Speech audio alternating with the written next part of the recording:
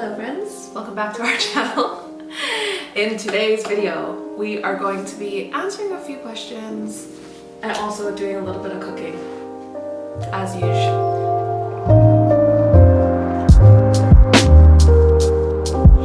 I feel like I tried to make this level and it's still a little bit wonky. Yeah, a little bit.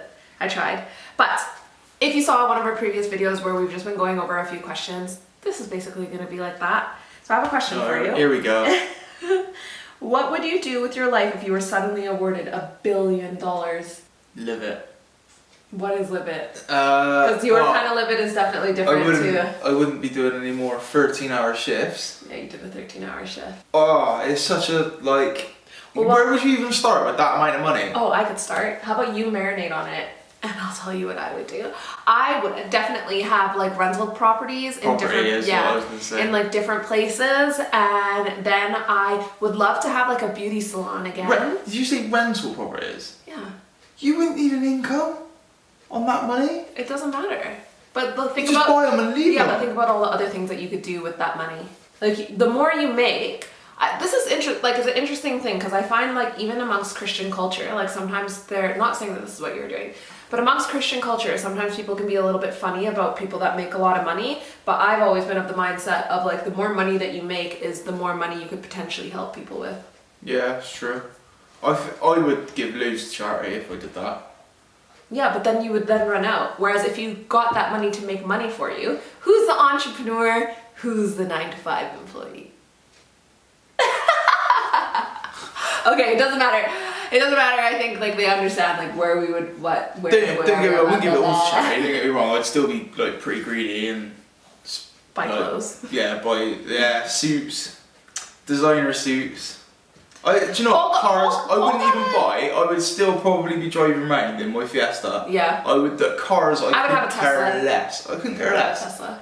But I'd have a chauffeur. That's what I'd have. I know. I knew that was coming. Employees to do the things I don't want to do. Like I employ this person to do the bills. I employ this person. Oh, it'd be mint. And I'd pay them a lot of money as well because I'm a genuine nice guy like that.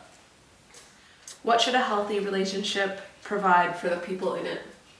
That's tough. I don't know. I just think a healthy relationship is just something that everybody, like both parties, enjoy equally. I don't think there needs to be this like, oh, you have to do this, you have to do that.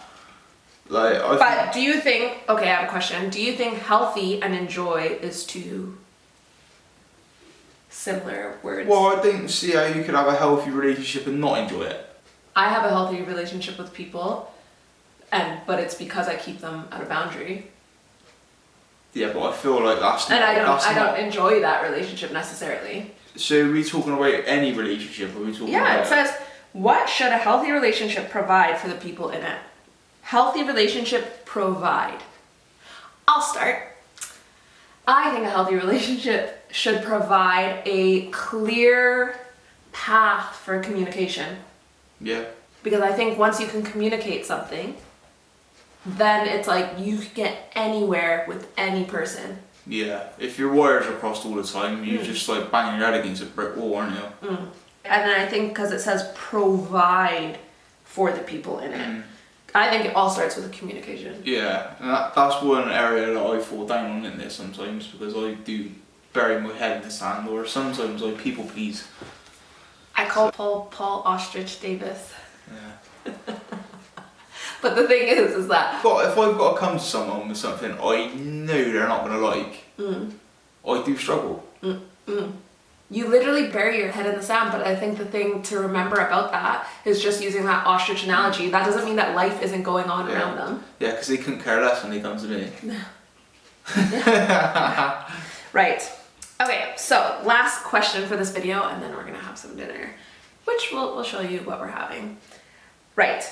Do you believe everything happens for a reason, or do we find reasons after things happen? I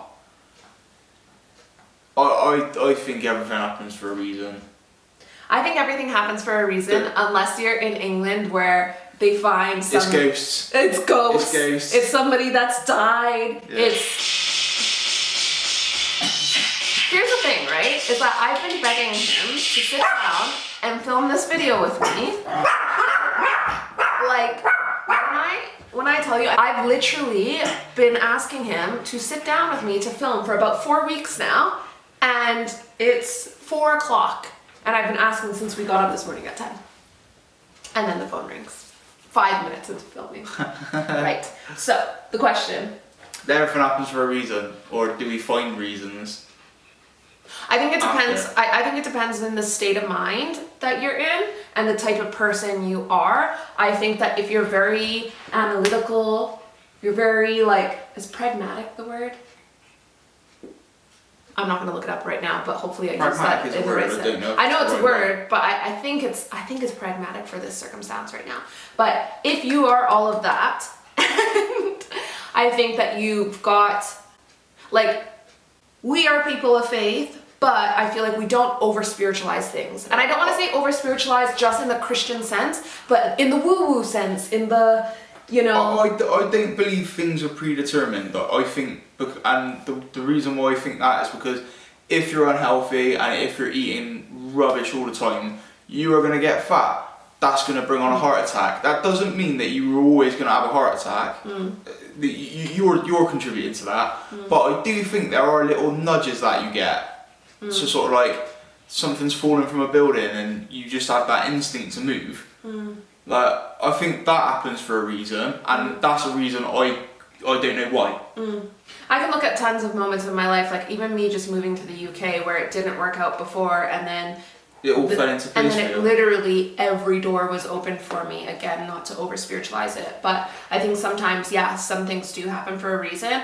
But I think that we also can look at the aspect of we were talking about this last night or maybe the night before, where it's people think that you're so original, you're so unique, all of these things, but if you really look at neuroscience and human behavior, you can see that actually we all fall into our own little boxes. We're not unique in the slightest. It's almost like if not this, then that, and you're really not unique at all. Yeah, and there are tons of sets of circumstances that get people in positions that they get into, and you look at, well, how did they get there? Well, this happened, that happened, that happened, and I do think they do happen for a reason. Yeah, definitely. All right, we're about to eat some dinner. Are we? What are we having? It's a surprise. Ooh.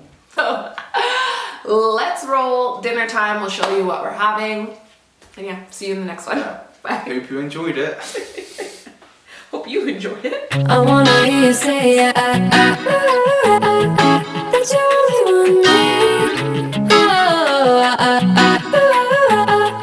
That you only want me. Some kind of magic, you came into my life, and with that bedhead, you give me falling twice. Yeah, you're an angel and always on my mind. I wanna love you like I do on my own. Yeah, this is what it's about when it's just you and I, and the stars in the sky and the heart on the motor. It's so much better off alone. If I could live all my life tonight, we're loving on the road, I wouldn't die, 'cause there's nothing I want more. I wanna stay by your side, never gonna let you go.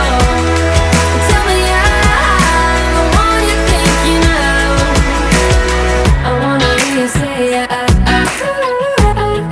that you only want me. That you only want me. Don't need to tell you, you see it in my eyes. I wanna travel, let's